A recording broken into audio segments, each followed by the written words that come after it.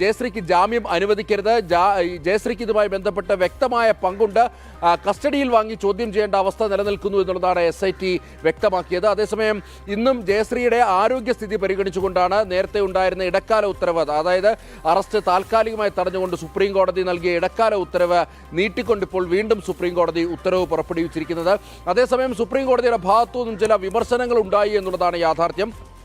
ശബരിമലയിലെ കൊടിമരത്തിലെ സ്വർണം വരെ മോഷ്ടിച്ചു എന്നുള്ളതാണ് കഴിഞ്ഞ ദിവസം വാർത്തകളിൽ കണ്ടത് എന്നായിരുന്നു സുപ്രീം കോടതി വ്യക്തമാക്കിയത്. ഈ കേസുമായി ബന്ധപ്പെട്ട് ആർക്കും തന്നെ മുൻകൂർ ജാമ്യം നൽകില്ല എന്നും കോടതി വ്യക്തമാക്കിയിട്ടുണ്ട്. ഈ മാസം 18-ന് അന്വേഷണ ഉദ്യോഗസ്ഥന് മുമ്പിൽ ഹാജരാകാനും ജയശ്രീക്ക് നിർദ്ദേശമുണ്ട്. ഏതായാലും ജയശ്രീയെ സംബന്ധിച്ചിടത്തോളം ഇത് താൽക്കാലിക ആശ്വാസമാണ്.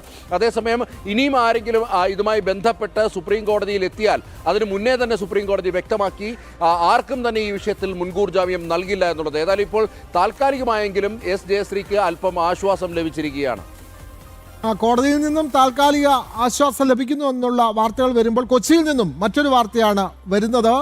ശബരിമല സ്വർണ്ണ കവർച്ചയിൽ ദേവസ്വം മുൻ സെക്രട്ടറി ജയശ്രീ അടക്കം കൂടുതൽ പേർക്ക് ED സമൻസ് നൽകുകയാണ്. അടുത്ത ആഴ്ച ഹാജരാകാനാണ് നോട്ടീസ് നൽകിയിട്ടുള്ളത്. ഇടനിലക്കാരനായ കൽപേഷിനും സമൻസ് ഉണ്ട്. വിവരങ്ങളുമായി കൊച്ചിയിൽ നിന്ന് ജിജീഷ് കർണാകരൻ ചേരുകയാണ്. ജിജീഷ്, ഡൽഹിയിൽ നിന്നും നന്ദഗോപൻ നൽകിയത് സുപ്രീം കോടതിയിൽ നിന്നും നേരിയ ആശ്വാസം ജയശ്രീക്ക് ലഭിക്കുന്നു എന്നുള്ളതാണ്. പക്ഷേ ED ഇപ്പോൾ സമൻസ് നോട്ടീസ് നൽകിയിരിക്കുന്നു. ജയശ്രീ അടക്കമുള്ള ആളുകൾ ഹാജരാകണമെന്നുള്ളതാണ് EDയുടെ സമൻസ്. കൂടുതൽ വിവരങ്ങൾ ജിജീഷ്.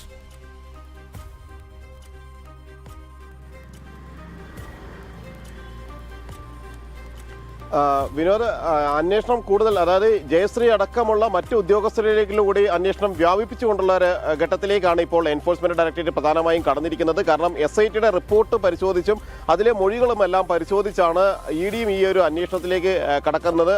എന്നാൽ ഏറ്റവും പ്രധാനപ്പെട്ട ഒരു കണ്ണി തന്നെയാണ് ജയശ്രീ എന്നതിൻ്റെ വിലയിരുത്തലിൻ്റെ അടിസ്ഥാനത്തിലാണ് അടുത്തയാഴ്ച ദേവസ്വം മുൻ സെക്രട്ടറി ആയിട്ടുള്ള ജയശ്രീയോടും ഒപ്പം തന്നെ ഈ സ്വർണ്ണ കവർച്ചയിലെ ഇടനിലക്കാരനായി പ്രവർത്തിച്ചുവെന്ന് SIT തന്നെ കണ്ടെത്തിയിട്ടുള്ള കൽപേഷിനോടും അടുത്തയാഴ്ച ചോദ്യം ചെയ്യലിൽ ഹാജരാകാൻ ആവശ്യപ്പെട്ടിരിക്കുന്നത്. നേരത്തെ മുരാരി ബാബു അടക്കമുള്ള ആളുകളെ ചോദ്യം ചെയ്തതിൻ്റെ ഒരു തുടർച്ചയായിട്ട് തന്നെയാണ് അന്വേഷണ സംഘത്തിൻ്റെ നടപടി. ഈ സ്വർണ്ണപ്പാളികൾ 2019 സ്വർണ്ണപ്പാളികൾ ചെമ്പുപാളികൾ എന്ന് രേഖപ്പെടുത്തിക്കൊണ്ട് ഉണ്ണികൃഷ്ണൻ പോറ്റിക്ക് കൈമാറിയിരുന്നത് ജയശ്രീയാണ്. അതിന് ജയശ്രീ നൽകിയിരിക്കുന്ന ഒരു വിശദീകരണം എന്ന് പറയുന്നത് ദേവസ്വം ബോർഡിന്റെ തീരുമാനങ്ങൾ അത് നടപ്പിലാക്കുക മാത്രമാണ് താൻ ചെയ്തത്, ദേവസ്വം ബോർഡിന്റെ നിർദ്ദേശങ്ങൾ പാലിച്ച് മാത്രമാണ് മുന്നോട്ട് പോയത് എന്നാണ്. എന്നാൽ അതിൽ നിന്ന് വ്യത്യസ്തമായി ജയശ്രീയുടെ താല്പര്യങ്ങളാണ് സംരക്ഷിക്കപ്പെട്ടത് എന്നും ചെമ്പ് എന്ന് രേഖപ്പെടുത്തിയത് ജയശ്രീയുടെ താല്പര്യാർത്ഥമാണ് എന്ന കാര്യമാണ് SIT അന്വേഷണത്തിൽ കണ്ടെത്തിയിരിക്കുന്നത്. അതുകൊണ്ട് തന്നെയാണ് ഇക്കാര്യത്തിൽ വിശദമായ ഒരു അന്വേഷണത്തിലേക്ക് കടക്കുന്നത്. 2017 ജൂലൈ മുതൽ 2019 ഡിസംബർ വരെയായിരുന്നു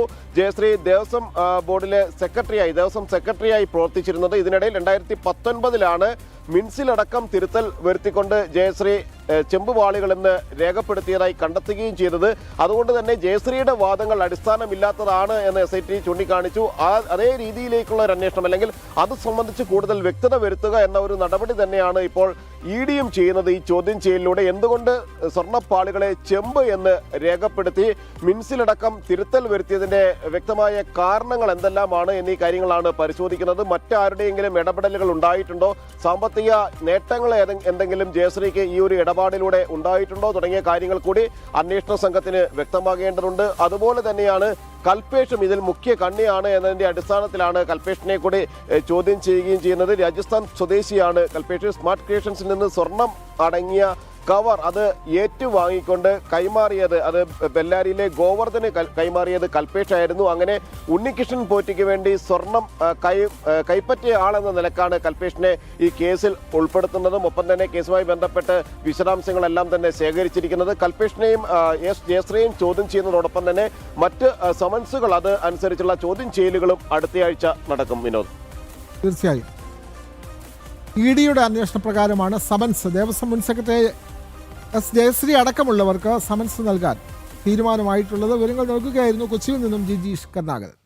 ആഗോള അയ്യപ്പ സംഘവുമായി ബന്ധപ്പെട്ട് നിയമസഭയെ തെറ്റിദ്ധരിപ്പിച്ച ദേവസ്വം മന്ത്രി സംഗമത്തിന് ചെലവായ തുക ദേവസ്വം ബോർഡിന് തിരികെ നൽകി എന്ന് മന്ത്രി സഭയെ അറിയിച്ചു. എന്നാൽ തുക പൂർണ്ണമായും തിരികെ നൽകിയിട്ടില്ല എന്ന് SIT ചൂണ്ടിക്കാട്ടുന്നു. 3,40,00,000 രൂപ നഷ്ടമായി എന്നാണ് റിപ്പോർട്ടിൽ പറയുന്നത്. ഓഡിറ്റ് റിപ്പോർട്ട് ഹൈക്കോടതിയിൽ സമർപ്പിച്ചു. ദേവസ്വം ബോർഡ് മറുപടി നൽകണമെന്ന് ഹൈക്കോടതി ആവശ്യപ്പെടുന്നു. 10 ദിവസത്തിന് ശേഷം വീണ്ടും ഈ കേസ് പരിഗണനയ്ക്കായി മാറ്റി. വിവരങ്ങളുമായി രേഷ്മ ബാബു ചേരുന്നു. രേഷ്മ, വളരെ പ്രധാനപ്പെട്ട ഒരു റിപ്പോർട്ടാണ് SIT ഇന്ന് കോടതിയിൽ നൽകിയത്. ആഗോള അയ്യപ്പ സംഘവുമായി ബന്ധപ്പെട്ട് ആകെ ചെലവായത് 3,40,00,000 രൂപ. പക്ഷേ ഇതിൻ്റെ ഒരു മിനിറ്റ്സും ദേവസ്വം ബോർഡിൻ്റെ പക്കലില്ല. ഈ തുക സമ്പൂർണ്ണമായി സർക്കാർ മടക്കി നൽകിയെന്ന് പറയുമ്പോഴും നിയമസഭയിലാണ് ദേവസ്വം മന്ത്രി ഇക്കാര്യം അറിയിച്ചത്. പക്ഷേ അങ്ങനെ നൽകിയിട്ടില്ല എന്നുള്ള വലിയ ഗുരുതരമായ വീഴ്ചകൾ സംഭവിച്ച ഒരു റിപ്പോർട്ടാണ് SIT കോടതിയിൽ നൽകിയത്. 10 ദിവസത്തിനകം ഈ കേസ് വീണ്ടും പരിഗണിക്കുന്നു. ഇക്കാര്യത്തിൽ സർക്കാരിൻ്റെ മറുപടിയും ഹൈക്കോടതി തേടിയിട്ടുണ്ടല്ലോ. കൂടുതൽ വിവരങ്ങൾ.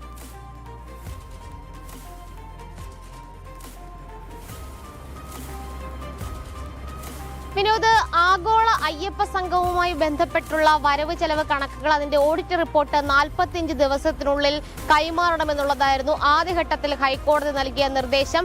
അതായത് ഇക്കഴിഞ്ഞ സെപ്റ്റംബർ മാസമാണ് ആഗോള അയ്യപ്പ സംഗമം നടന്നത്. പക്ഷേ ഈ 45 ദിവസം കാലാവധിക്കുള്ളിൽ ഈ ഓഡിറ്റ് റിപ്പോർട്ട് സമർപ്പിക്കാനായിട്ട് ദേവസ്വം ബോർഡിന് സാധിച്ചില്ല. പിന്നീട് ഹൈക്കോടതി ഒരവസരം കൂടി നൽകിയിരുന്നു. അതായത് ഒരു മാസത്തിനുള്ളിൽ, ഇക്കഴിഞ്ഞ ജനുവരി 8-ാം തീയതി ഹൈക്കോടതി അന്ത്യശാസനം നൽകിക്കൊണ്ട് പറഞ്ഞു ഒരു മാസത്തിനുള്ളിൽ ഈ ഓഡിറ്റ് റിപ്പോർട്ട് ഹൈക്കോടതിയിൽ സമർപ്പിക്കണമെന്നുള്ളത്.